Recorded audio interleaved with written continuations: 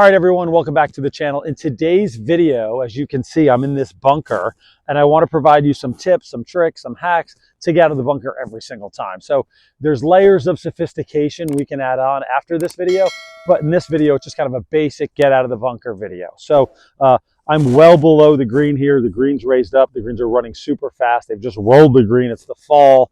Grass is barely growing, so the greens are super fast. Truth be told, there's a little backboard behind me here, so my results are going to be a little better than they probably should be. So a couple things that we see the best players in the world do versus what we see the typical amateur do.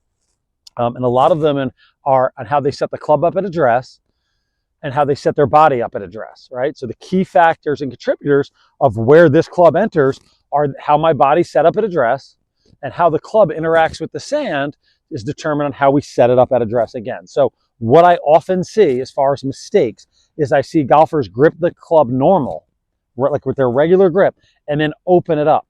And when they open it up, right, so here you go. I'm just going to hold this stick for a second. So they grip it up normal, then they try to open it up. And as they open it up, they're creating this right side tilt or right side bend.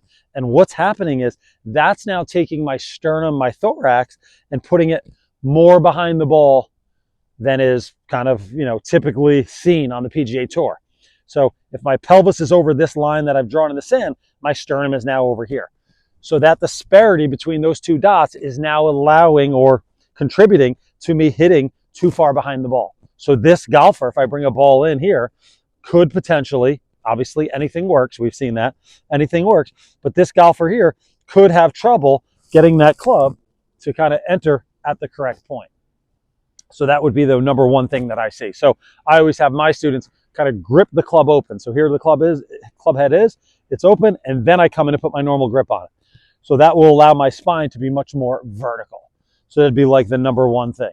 The number two thing that we see, or that we want to make sure is happening, if that spine's neutral, face is open, right? We're going to take that spine and we're going to shift it forward.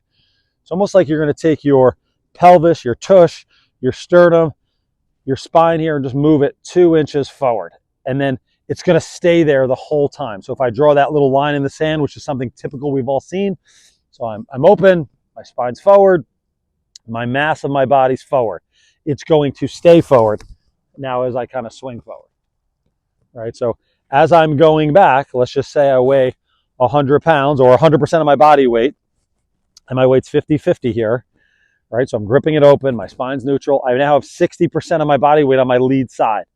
As I'm going back, it's probably 70, 75, 80, 85, 90, 95, 100. At no point is any of that weight kind of migrating backwards, right? So I'm setting up again here at address, do another demonstration, gripping it open, spine's neutral, positioning it forward, and then I'm going to maintain that spine angle. Boom, as I go forward. There is no backing up. There is no swinging back and then backing up. If I back up, it's going to be really hard to hit on that line, right? So far we have face open at address, simple, spine neutral and forward, and then we're trying to control this entry point, right? We haven't even hit a ball yet. So we're really trying to control that entry point. So a great exercise at home, I think we've all seen this, is where you draw a line in the sand and you try to make some swings.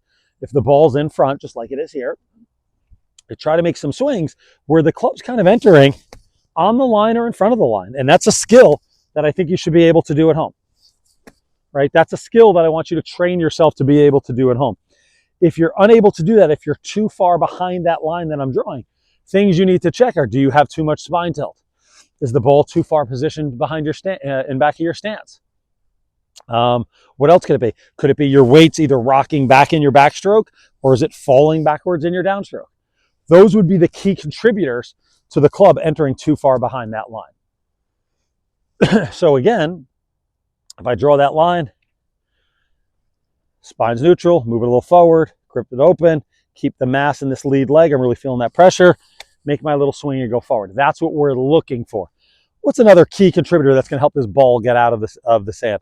Speed, right? What does that mean, speed? You know what it means. But the speed can vary also by the length of swing. Speed doesn't necessarily mean that you at home need to have this vicious, lightning fast backswing or downswing. It doesn't mean that at all. What it means is you better have a full enough swing to incentivize your body to move forward enough. So if I just make a short backswing, right? That's one level of speed. If I kind of double that, that's another level of speed. If I go 3/4 way back, that's another level of speed. If I go even further back, that's another level of speed. So that's really the length of your swing can really contribute to the speed of your swing. And the speed is vital to this ball getting out of this bunker. The ball does not get out if you don't have enough speed. I cannot drive that point home. Even if you're hitting on that line, even if your spine's perfect, the face is open enough so that the club can slide through the sand, all of that is great. But if you don't have enough speed, nothing matters. All bets are off, as they say. So I'm going to go ahead and hit one here. I've made a mess a little bit, so I might move. Good. We'll just kind of come forward. So we'll just draw a little line. We'll throw a ball here. That's perfect. And I'm going to hit one first where I don't create enough speed, right? And it might look funny, right? That's obviously not enough speed. So I'm setting up. Face is open. Mass is left. This is going to be very difficult to do. Boom, right? And the ball did actually get out, and I hit about a half an inch behind that line, but it didn't get onto the green because I didn't make a long enough swing. By me making a longer swing, I'm able to almost kind of be calmer in my stroke. So ball's forward. I don't love digging into the sand either. If I could just talk about that for a second. I don't love players doing like all this and lowering the surface. The more that you lower your swing and you get way, way, way down here, essentially what's happening is this club is, potentially, the club is going to go kind of too low. So you're trying to manage your depth here, right? That's a little more of a sophisticated conversation, but we're trying to manage our depth. We're not going boom, way below surface. If I go too far below surface, all my energy is going in there. So again, that's not something I like to see. That's not something you see from the world's best. In saying that, the world's best have great conditions week in and week out. So again, we're setting up, face is open, mass of my body feels like it's a little left here. There it is. There's our little imaginary line, or I just drew the line for you. I'm hovering the ball. My mass is left. I'm making a longer swing, and then I'm trying to hit somewhere on that line. That came out pretty good. It came out high, came out pretty good. Let's do that again for you. Just going to move our line here a little bit of all those practice swings. Should have grabbed a rake. I think there's one right behind me. There is one right behind me, so I'm going to grab it quickly just to kind of make a new... There we go. So we got a nice little section here. So again, I'm in. There's my little line. If I wanted to do a practice one, I can feel like I'm, right? A lot of players feel like they're standing up as they're hitting this. I'm getting in. I'm making my backstroke. Kind of feel like I'm standing up on my lead leg there, right? And that's helping me pull the club out. You can see, again, my line's here. I entered about there. Pretty good. That's pretty good. So my cheat code for this shot is that my spine is neutral. It's forward, and then I try not to move it. If you're a golfer, I'm going to do it incorrectly a few times, right? And I'm going to explain why we grip it open too. So if you're a golfer who just has too much side bend, a weight left, so many times you tell golfers, hey, make sure that weight's on your lead side, and they go like this, right? You're going to have a lot of trouble. I'm going to kind of bounce into it, right? I bounced into that one. My line was here. I entered the sand 6, 7, 8 inches behind the ball. The old adage of kind of, hit 4 inches behind the ball, that's over. We're not doing that anymore. We're much closer to the ball. 2 inches, inch and a half closer to the ball. The reason why that we grip the club open is so that the club can slide through the sand, right? The leading edge, the trailing edge, the bounce, right? That's what that is. The amount of degrees between the leading and the trailing edge, that's the bounce. That's measured in degrees. Well, when you open the club, it raises the leading edge a little bit, right? So when the club is turned to the right and pointed more to the right, it's open. And then it raises the leading edge, and it allows the club head to act more like a jet ski or a boat in the water, and it allows it to slide through the water. Conversely, if it's very square, it's all your energy is going to kind of dig in. And I'm going to kind of go too far down, right? So if I hit one here with a blade a little too square, even if I draw that line, and I'll do my best to kind of hit on that line again. So there I am. I've kind of cheated it there.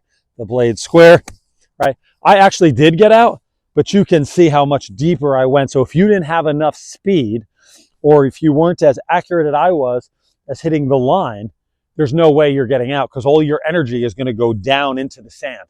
And your ball is going to go, 3 feet or hit the lip and plug in the lip. So to me, as far as it comes to getting out of the bunker, things that matter the most for you at home are gripping the club open, because that allows the club to act like a jet ski or a boat in the water. It allows it to slide through the sand. Having the ball slightly forward, getting our spine in a neutral position and getting it forward over an imaginary line that is 1.5 inches to 2 inches behind the ball. Boom. My mass is left, right? My spine does not look like this.